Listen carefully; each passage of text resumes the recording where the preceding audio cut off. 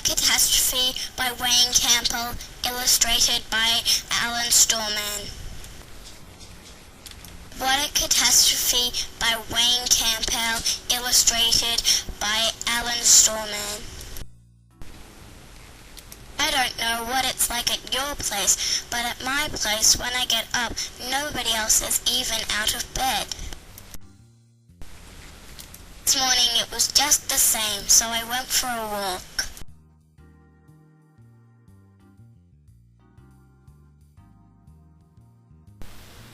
It was meant to be a short walk, but I ended up going down the road, around the corner, and through the fence. Then I saw something moving in the long grass.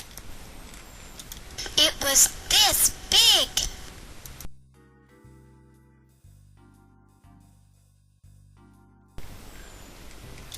No, it was really only this big.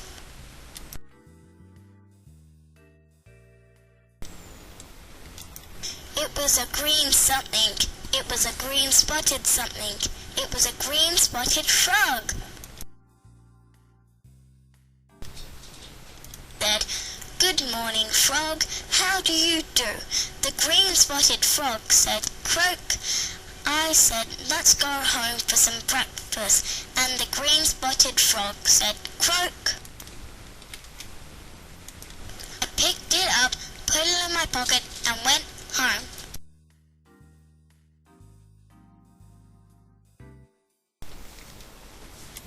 I got there just in time. Mum yelled, "Breakfast is ready." Dad yelled, "Now!" So I sat down at the table and completely forgot about the frog in my pocket. I soon found out that the frog didn't want to be forgotten. It hopped out of my pocket and onto my lap, but it didn't stop there. It hopped onto the table, but it didn't stop there either.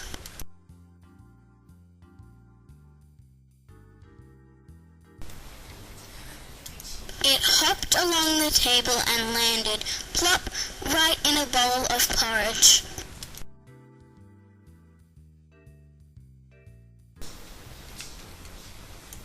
The green spotty porridge-coated frog kept jumping and jumping and making a terrible mess. My father, who got really grumpy and angry, looked really grumpy and angry. My mother, who loves creepy crawlies and nasty bites and green spotty porridge-coated messy-making frogs, looked really alarmed. Boy, she was mad. My brother, who really loves porridge, just gave a bit of a sign and kept on spooning it in. My sister, who's always quiet as a mouse, just giggled and giggled. She must have known there was going to be trouble. My baby brother, who can't talk or walk yet, isn't scared of anything. He looked at the green spotted porridge-coated messy-making frog jumping up and down, and he thought it was just great. He opened his arms and tried to catch it.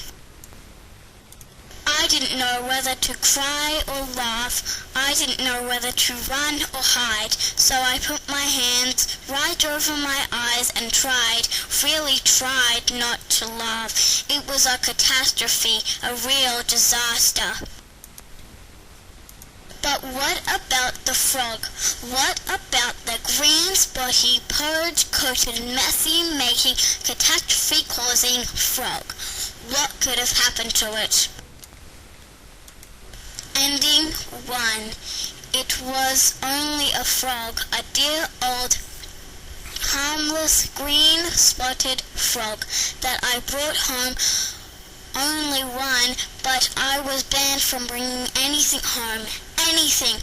No more worms, snails, caterpillars, stray dogs, slugs, slimes, cockroaches, crickets, snails, mice, tadpoles, ferrets, sick birds, one-eyed cats, or frogs.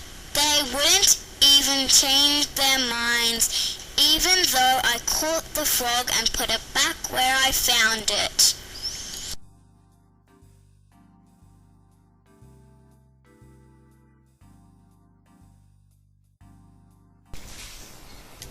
My baby brother, who can't catch very well, didn't catch the green-spotted, porridge-coated, messy-making, catastrophe-causing frog. He squeezed the slippery, slimy frog so tightly it shot up and bounced off the ceiling. The last time I looked, I could still see the porridge mark.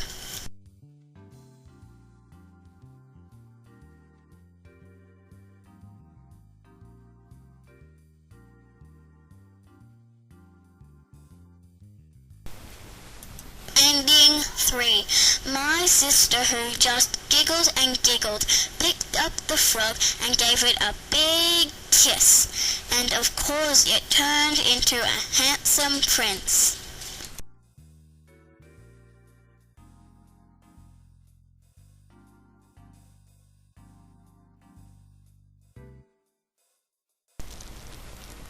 Ending 4.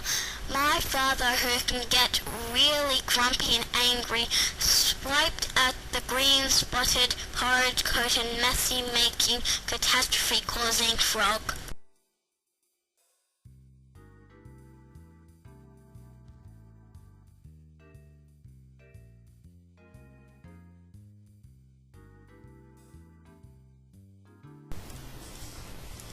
It flew across the room, jumped out of the window, and hopped down the road, around the corner, through the fence, back to the safety of the long green grass.